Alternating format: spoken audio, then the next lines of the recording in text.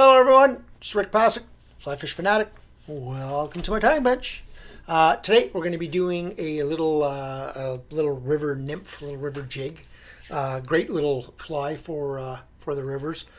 Super heavy, depending on what you want to do. This one's got a nice 3.5 mil tungsten bead on it.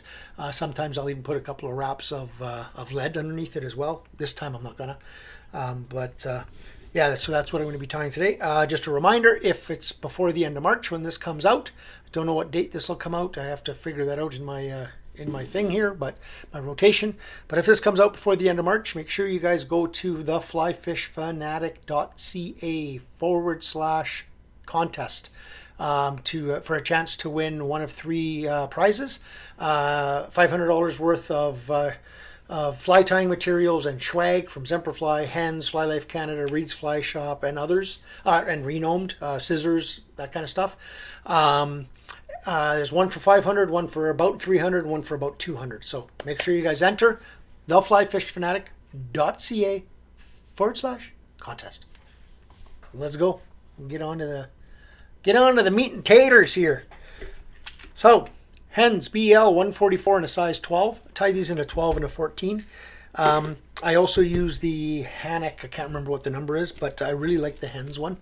Then I'm using some Hens tungsten beads, black in a 3.5 mil.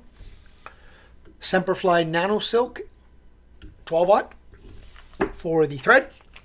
For the body, I'm going to be using some Arizona semi-seal Peacock. Really like this Arizona semi-seal Peacock. I like the color of this one. Hens makes a great Peacock. Semperfli makes a great Peacock. For some reason, I really like this one. This one from Arizona, from Fly Angler. Really like this one. And then for the rib, I'm going to be using some French oval tinsel from Semperfli in small gold. Okay. And then, sorry, for the tail and for the legs, if you want to call it that, hackle in the front hackle, I'm going to be using some Black Hen hackle.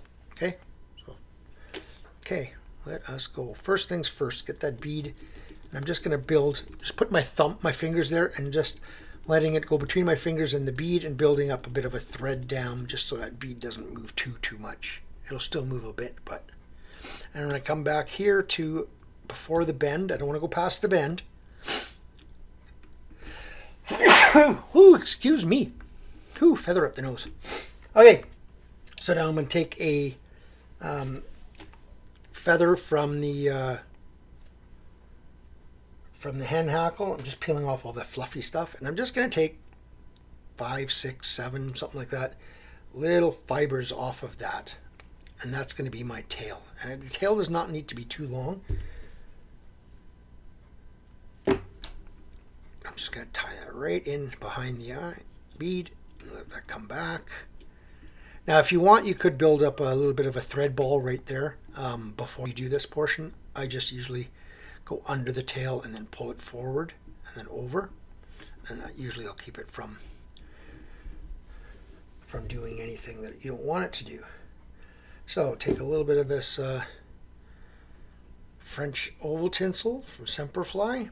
Just going to add it into my side here, a nice loose wrap just to get it started. And it wants to wrap around, of course it does. And then I'm just going to come forward. I just cut that with this. I was too tight with the Nanosilk. This oval tinsel, doesn't matter what brand it is. If you're too tight with your GSPs, you'll cut it, and then it'll separate. So, and that's not what you want. I'm just going to give this a counter spin just to get this a little flatter, less chance of cutting that way, and a little bit of wax will help as well. So put that back on again.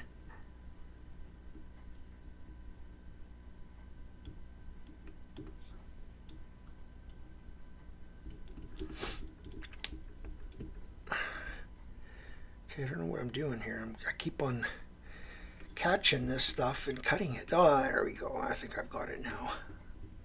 Keep catching that tip and cutting it. So Just got to be careful with, like I said, any of these these flat braids, these French tinsels. They can have a tendency of getting cut. So okay, so waxy just helps hold the dubbing. Like I said, I don't know what it is with this stuff. I've had this pack for a few years and I don't use it for too many flies just because I don't want to get it. I'll have to see if I can get more of it. But it's I really like the color and the sheen on this one. Well, I always have. So I'm just giving it a bit of a twist every time I come forward just to make sure it's nice and tight. Right up to that bead. Right up. Okay, then take my tinsel and I'm going to counter wrap and just do 3-4 wraps here. Come up right behind there, right up to the bead. Cut that off. Okay, and I like taking my little dubbing brush and just giving this just the slightest rough up, nothing major, just a slight one. Okay, and if you get any that are too long, some of these are a little too long, so I'm just gonna just clean them up just a little bit. I don't want them too crazy long. But I do want it a little buggy. Okay, so now I'm gonna go down to the bottom of my cape, just right to the smallest little guys down here. I'm just gonna get a little. It's really like this cape. This one's from Metz. Yeah, here. It is a #1 hen saddle. Okay, I really like this one because it's got some really big feathers at the top, really small feathers at the bottom, and what I really like about them is they're long, right? So they're long and thin, so you can get a lot out of them if you want. So I'm just gonna split my feather like that, and then I'm gonna cut just part of that tip off and just leave myself that little tie-in diamond or triangle, sorry. And then just tie that in right behind and then make sure you lay that down. And now that's tied in really well. Okay. Then I'm going to take my materials and stroke it back and wrap. Now you can use a hackle pliers if you want, but that's why, again, I really like this saddle. It's because these feathers are really long. Probably do 2 to 3 wraps on this, so just probably use it all up. And then I'm just gonna come over, stroke that all back, come over, cut off my stem, and then I'm just gonna take the slightest little wisp of this dubbing again and just dub that on and put that right in front there. Literally a slight little wisp. It's just barely anything. So then I'm gonna whip finish once. I'm gonna take my sallies because I don't want to get anything. I don't want to try to do this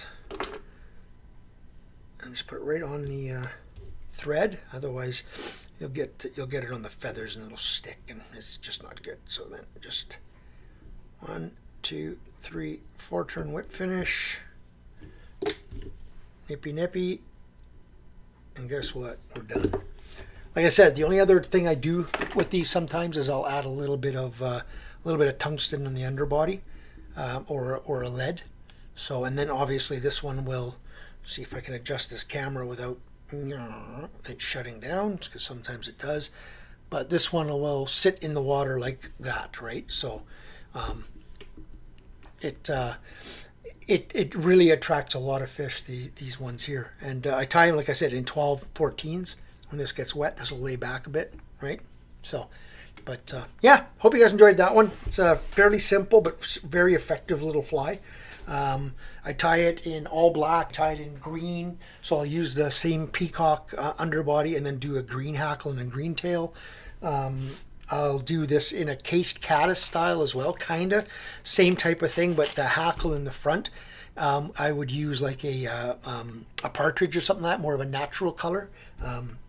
Yeah, so it's a very versatile fly. You can use a lot of different a lot of different materials to make it look a little bit different each time, right? So, right, hope you guys enjoyed that one. Don't forget, theflyfishfanatic.ca/contest if this comes out before the end of March 2023 for a chance to win one of 3 awesome fly tying materials and swag prize packs.